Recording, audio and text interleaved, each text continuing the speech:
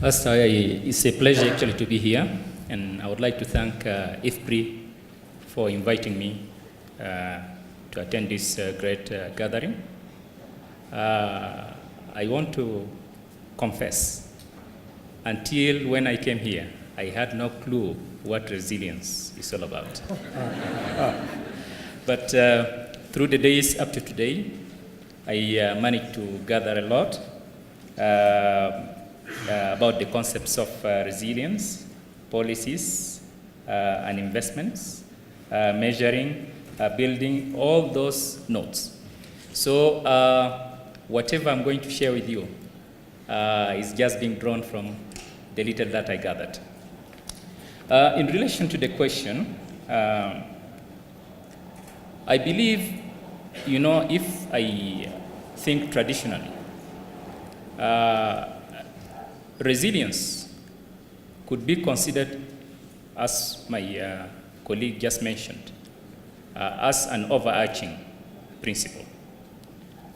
But it could also be considered as an injection into the mainstream, into the sectors, like how it is happening now with the, say, nutrition scaling up, with the right to food and those frameworks we know.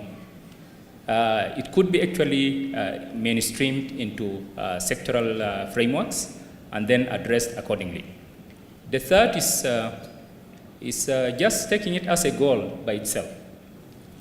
But again, that depends on how much consensus has been achieved in terms of the conceptualization of resilience, its measurement, and the like. But what I observed during the sessions, quite a number of organizations have experimented with resilience. They had a lot of experience. I think this could also be taken as a material, especially by the researchers, to come up with points people can agree upon and then decide where to embed it. I have an experience. I'm a vet by profession. I had, I never heard anyone talking about something called rinderpest. Do you know it? Yes, we know it. Rinderpest is known, yeah. It is a serious cattle disease that ravaged the world, and especially Africa, over centuries, especially the 19th, and it was eradicated in 2008. It took the world more than a century to deal with this disease and bring it to extinction. Vets tried, scientists tried, it was not possible. I don't know who came up with the idea that let us include participation of the very people, of the livestock owners, and specifically the pastoralists, after the disease was confined to Africa and maybe to 2 or 3 countries. One of them was Sudan. So community participation was mainstreamed into the veterinary world for the first time. Believe it or not, this is how rinderpest came to an end in the whole world. So mainstreaming could be actually a good idea if it is thought about very well. And remember, when it was first mainstreamed and communities were empowered to deal with the disease, the scientists did not believe it.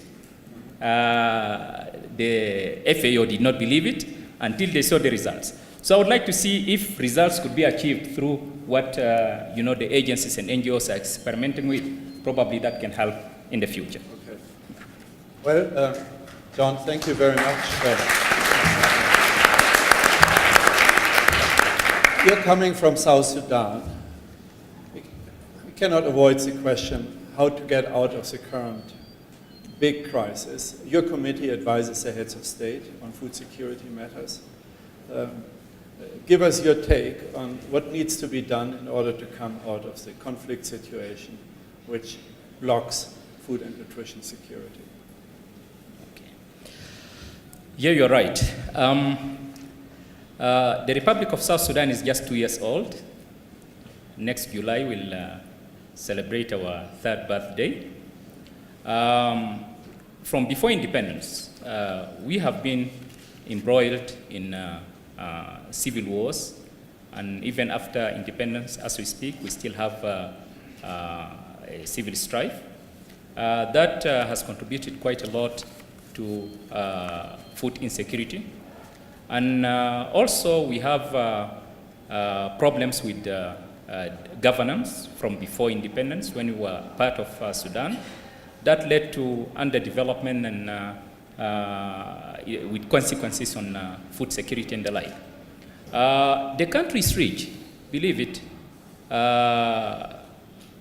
The area of the country is about 650,000 square kilometers, almost. We have huge natural resources, from arable land to water, to minerals, to livestock, wildlife. 50% of the country is prime agricultural land. But despite all this, you find poverty widespread, about 50%. You find food insecurity, it has become part of our life. You have many other problems. So despite the crisis that we have now, the problem of food insecurity in South Sudan is mostly structural. Okay, thank you.